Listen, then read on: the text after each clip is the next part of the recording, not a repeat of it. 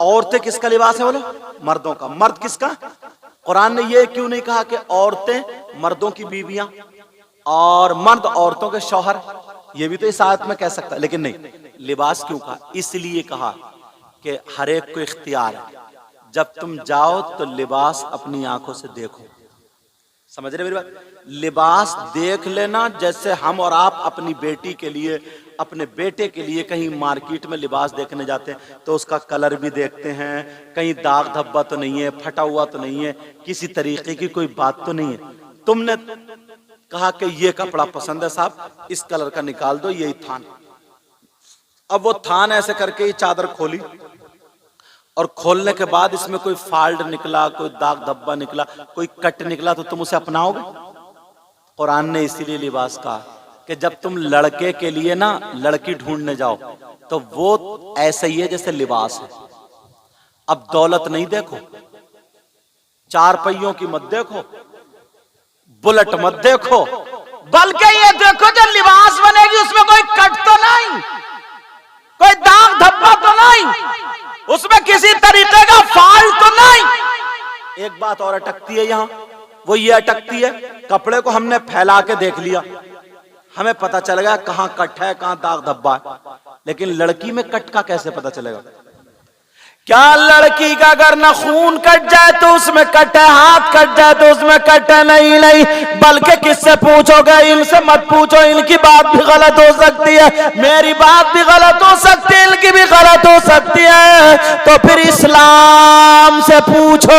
किससे पूछोगे? बोले इस्लाम से। कौन सा इस्लाम? अगर तुम्हारे गांव में कोई इस्लाम रहता हो तो उसके घर जाके मत पूछना कि इस्लाम तू बता, बल्कि मजहब इस्लाम से, शरीयत मुस्तफा से, कानून मुस्तफा से, जो शरीयत मुस्तफा है, शरीयत मुस्तफा है, कुरान और हदीस के आकाम है, उनसे पूछो, मजहब इस्लाम से पूछो। इस्लाम तू बता, तू बता औरत में कट का क्या मतलब है? तो इस्लाम ये बताता है अगर हाथ कट जाए तो उसमें कट का मतलब नहीं, अगर पाँव कट जाए उसमें कट का मतलब नहीं, कहीं सब्जी काटते हुए ये हथेली पे कट हो जाए उसमें कट का मतलब नहीं, बल्कि इस्लाम ये कहता है अगर कोई लड़की बगैर दुपट्टे के घूमती है इस्लामी एतबार से उसमें कट है, अगर कोई लड़की बगैर आस्तीन का पहनती है इस्लामी एतबार से कट है,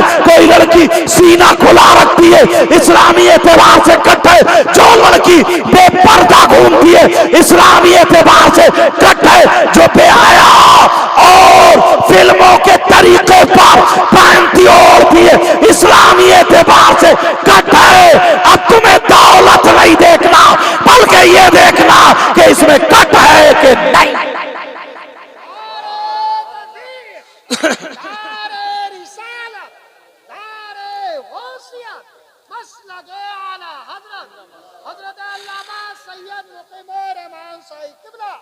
अब बोलो लड़की को कैसे? मगर यार ये तो कह लिया ना, अम्मा जो है ना, अम्मा बुरा मत मानियो, देखियो मेरी तकरीर थोड़ी ओपन होती, अम्मा जो है ना, अम्मा उसके भी ना जब तक इतनी लंबी झुमकी ना मिल जाए ना, कान चिर ना जाए, तो इस मुंह फैलिया का भी मुंह बंद नहीं होता है। और जब मिल गए इतने बड़े लंबे झुमके ना, कहती है लड़की थोड़ी है कोई, चांद का टुकड़ा है, चांद का टुकड़ा। और अगर जहां कुछ नहीं मिला मुंह कोली, मेरे बेटे का तो नसीब फूट गया, पता नहीं कहां कम वक्तों में भिड़ गई मैं, समझे? और वैसे ही कहती ना, और अब्बा क्या कहते हैं? अब्बा बोले देखो भाई, जब लड़की का रिश्ता लेके जाते हैं ना लड़के का, तो अब्बा क्या कहते? देखो भाई मुझे कुछ नहीं चाहिए, खाली तुम्हारी बस बेटी चाहिए, बेटी, कुछ भी नहीं चाहिए। अगर मुझे कुछ लेना होता ना तो वहां से रिश्ता आ रहा था, वो वाला बोलोरो ले लो, वो वाला स्कॉर्पियो ले लो, वो वाला ब्रेजा ले लो, वो वाला के ये ले लो, वो वाला ये ले लो। मैंने मना कर दिया, मैंने कहा अगर मेरे बेटे के नसीब में होगी तो मुझे यहां से भी मिल जाएगी। कर दी पक्की, पक्की मांगने का अंदाज देखो, कुछ भी नहीं लिया और सब कुछ मार दिया। और जो रिश्ता देखने के लिए जा रही है वो भी पहले ब्यूटी पार्लर पे होके आ रही है। भाभी अगर रिश्ता देखने जा रही है तो वो पहले ब्यूटी पार्लर, बहन रिश्ता देखने वो ब्यूटी। इससे ये पूछो तो रिश्ता देखने पसंद करने जा रही है, कराने जा रही है? जरा सोचने की बात है।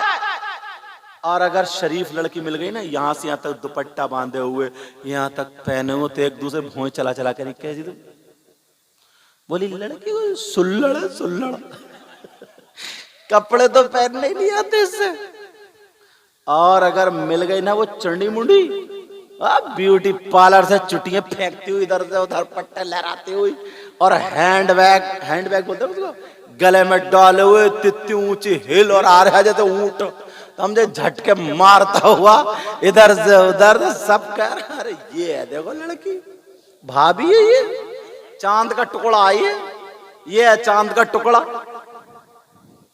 अब जब हो गई शादी ना, अब भैया ने कहा बताओ कौन सा सूट लोगी? वो उसने ला के दिया, बेचारे ने 1500 या 2000 का, जितने का भी ला के दिया। कहा पसंद है? बोले ऐसे कोई पहन रहे आजकल, कोई चल रहा है ऐसे जो तुमने ला दिया? बेचारा दूसरा ला, बोले ये भी नहीं, तीसरा ला, बोले ये भी नहीं, बोले कौन सा ला? बोले अब मैं पसंद करूंगी कौन सा चलेगा।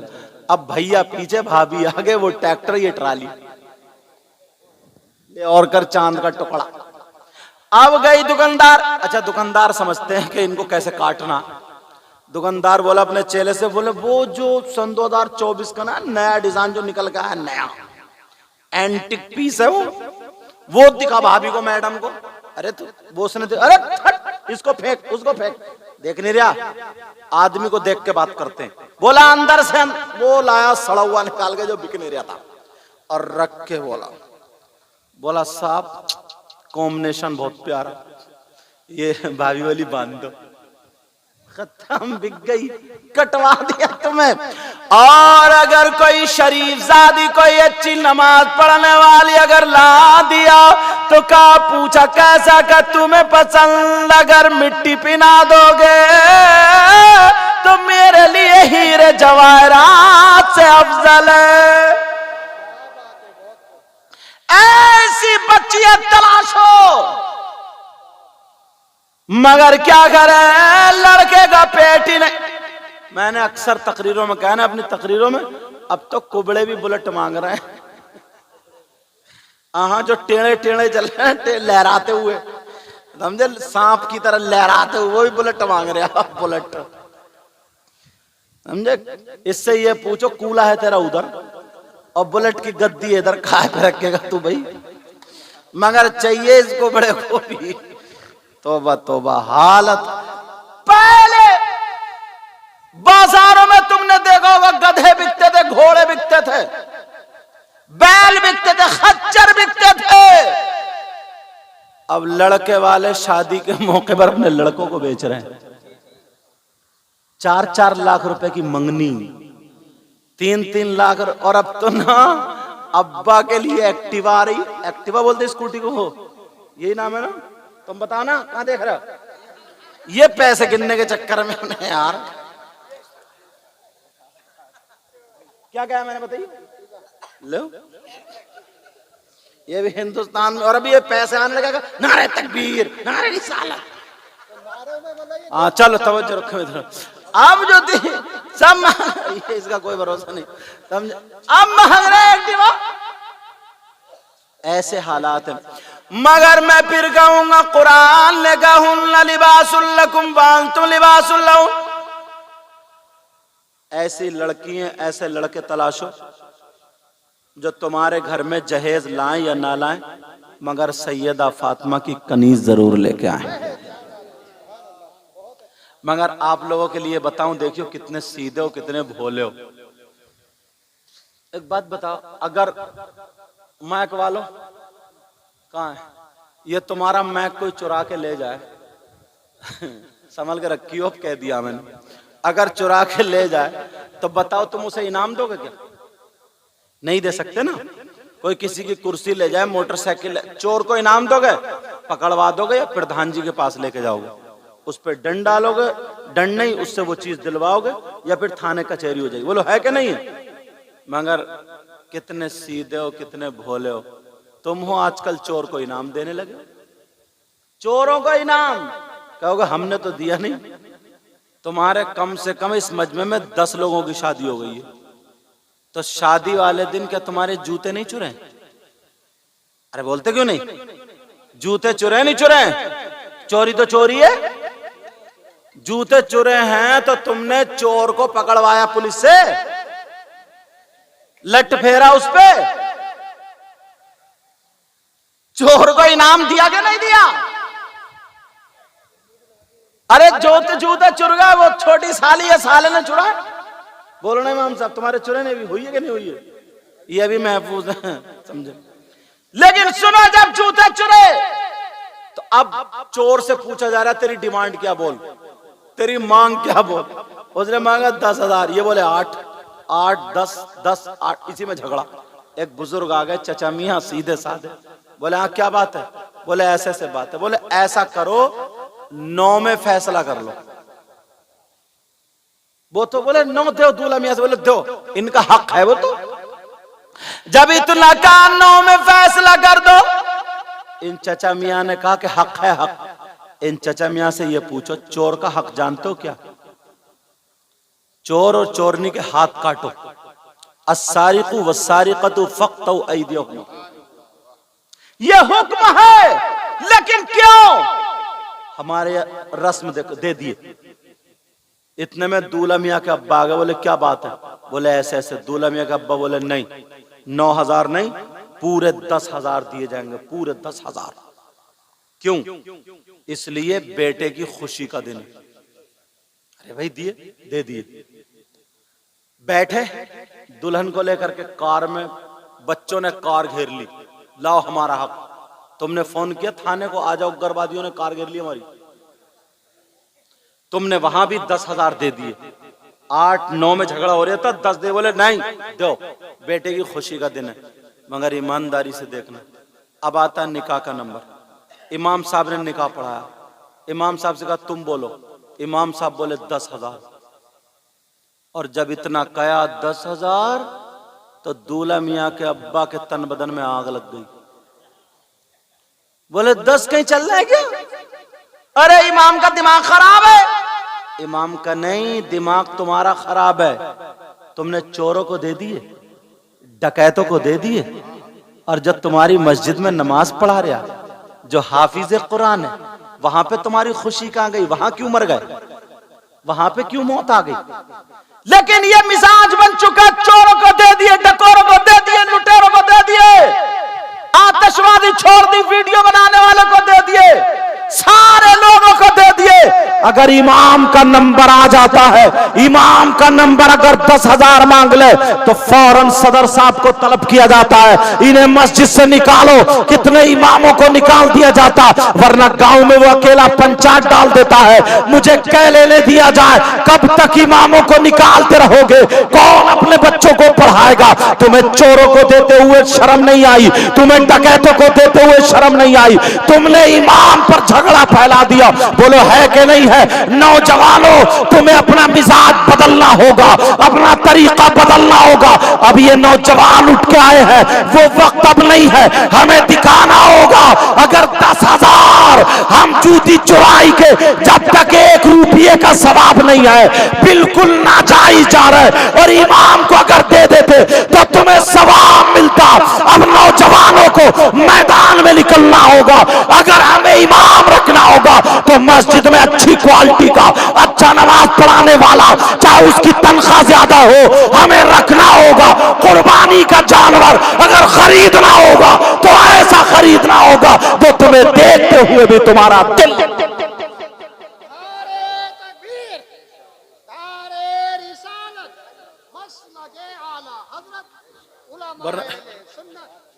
वरना कहा इस तरफ ध्यान ही नहीं है, इस तरफ तवज्जो ही नहीं है।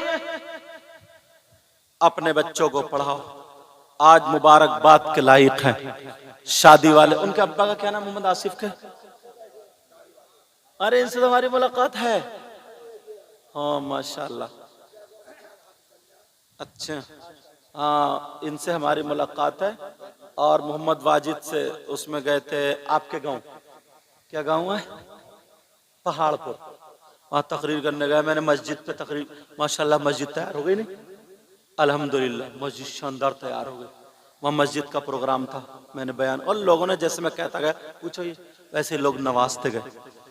तो तुमसे पैगाम है, एक तो शादियों से नाच गाने खेल कूद ये खुराफाते ख़त्म करो, क्योंकि ये ऐसा गुनाह है, सिर्फ अपने ही नहीं है, हमारी बहन बेटियां भी देख रही हैं, सारे लोग देख रहे हैं, बोले है कि नहीं।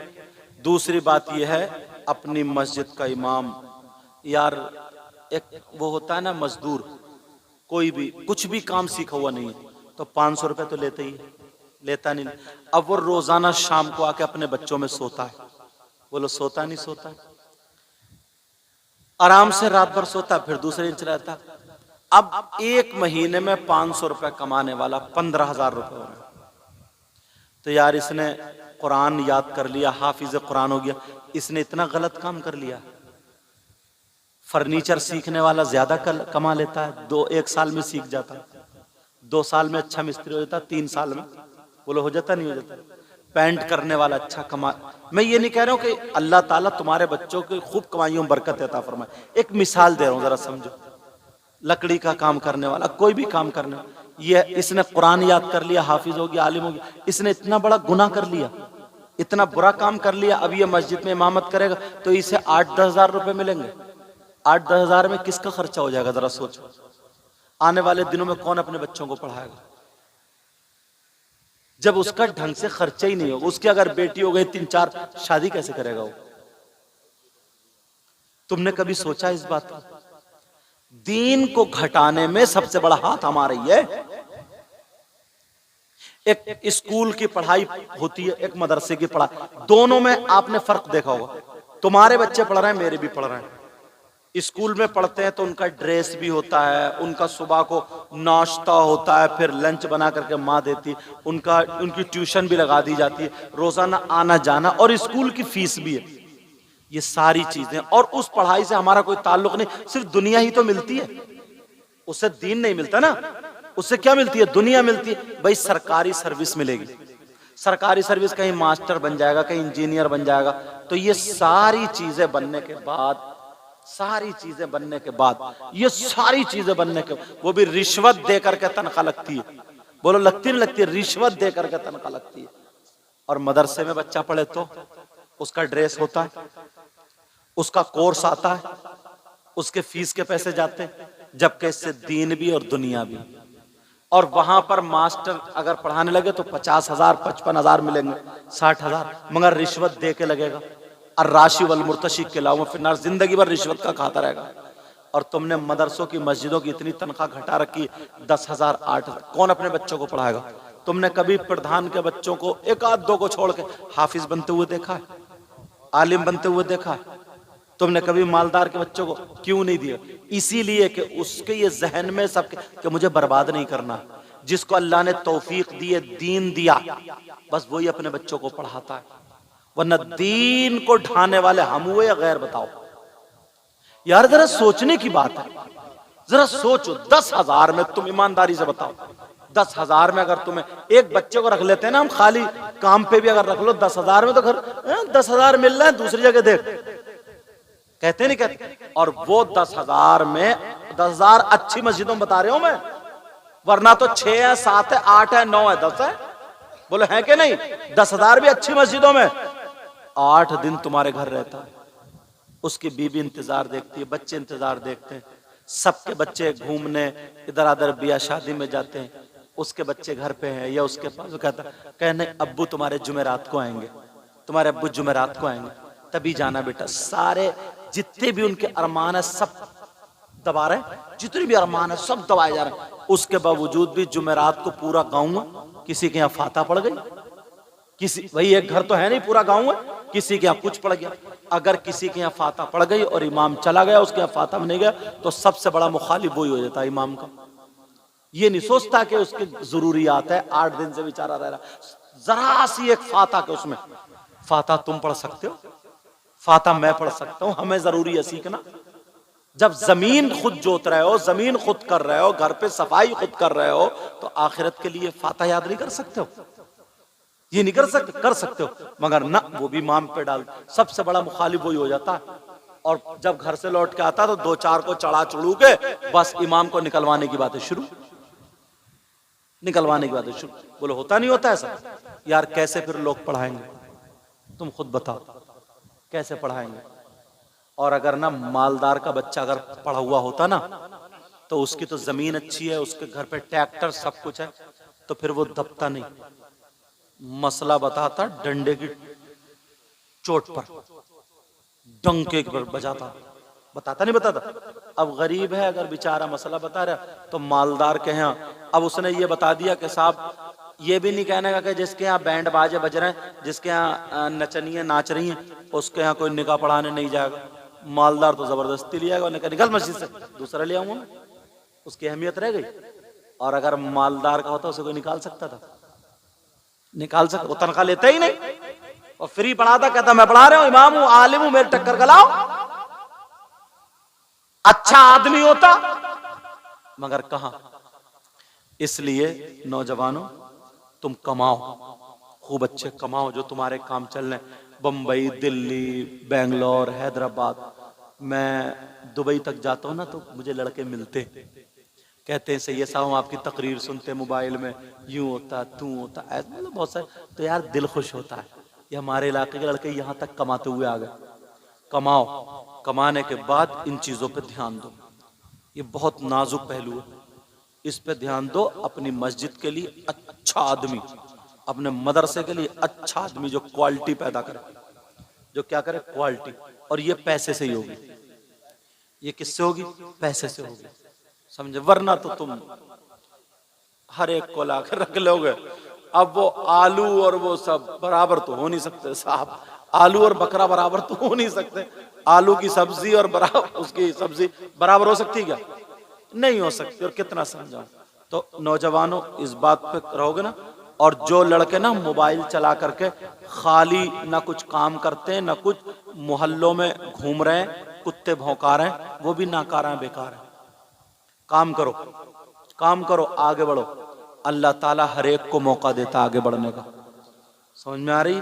और एक दूसरे की मदद करो, किसी की बहन बेटी की बेइज्जती मत चाहो, अपने माँ बाप के कहने से शादी करना, इंशाअल्लाह जिंदगी भर खुश रहो। ये मेरी बात लिख ली। बुजुर्गों से मोहब्बत रखना, अल्लाह वालों से मोहब्बत रखना, नमाजों की पाबंदी करना, हर शैतानी काम से जितना हो सके बचना, और हलाल कमाना, हलाल खाना। एक दूसरे को गांव में तकलीफ मत देना, किसी को पुलिस वगैरह ये दरादर के फोन ऑन करके मत पकड़वाना, जहां तक हो सके उसकी मदद करना, समझाना, आपस में गद्दार मत बनना, वरना झगड़े करोगे तो 10,000 ये पुलिस को देंगे, 10,000 ये, 20,000 तुम्हारे खत्म हो जाएंगे, बर्बाद होते जाओगे, एक दूसरे से दिल नफरत होगी। नहीं, मोहब्बतें लाओ, पैगाम लाओ, चेहरों पे दाढ़ी, सर पे टोपी, नमाजें पढ़ो, पाक साफ रहो, हर बड़े की इज्जत करो, माँ बाप की इज्जत करो, नमाजियों की इज्जत करो, इमाम साहब की इज्जत करो, आलिमों की, और हर बड़े की इज्जत करो, हर बड़े की। समझ में आ रही बेटा? हर बड़े की इज्जत करो, ठीक है? और क्या कहूँ, ये शादी माशाल्लाह, मोहम्मद आसिफ कहाँ है? अच्छा, वो अभी गए, हाँ यहाँ बैठे थे, अभी गए। असल में वो वजह ये ना, जो मेहमान आ रहे हैं जा रहे हैं उनको भी देखना पड़ा। हाँ अभी बैठे थे, और बाप बैठे, ये है मोहम्मद वाजिद। बहरहाल अच्छे रहो, बुराइयों से बचो, अच्छे लोगों से मोहब्बत करो। बोले ऐसा करोगे ना, ऐसा करोगे इंशाल्लाह मैं तुम्हारे लिए दिल से दुआएं करूंगा। और तुम्हारे यहाँ यार अल्लाह वाले बहुत बड़े पाए के बुजुर्ग हैं, समझे? बहुत बड़े पाए के बुजुर्ग हैं, ठीक है? इंशाल्लाह मैं दिल से दुआएं करता हूँ, अल्लाह मौला इस गांव में बहारें अता फरमा, इस गांव में बरकतें अता फरमा, इनको इतना दे, इनकी दुनिया और आखिरत दोनों रोशन फरमा दे। मौला करीम इस शादी में खूब खूब बरकतें फरमा दे, रहमतों का नुज़ूल फरमा दे। ऐ अल्लाह, अगर कोई बीमार हो तो शिफा दे दे, हर परेशानी से दूर फरमा दे। मेरे साथ में पढ़िए ला इलाहा इल्लल्लाहु मुहम्मदुर रसूलुल्लाह व मा अलैना इल्लल बलाग। अस्सलामु अलैकुम व रहमतुल्लाह। सलातो सलाम पढ़।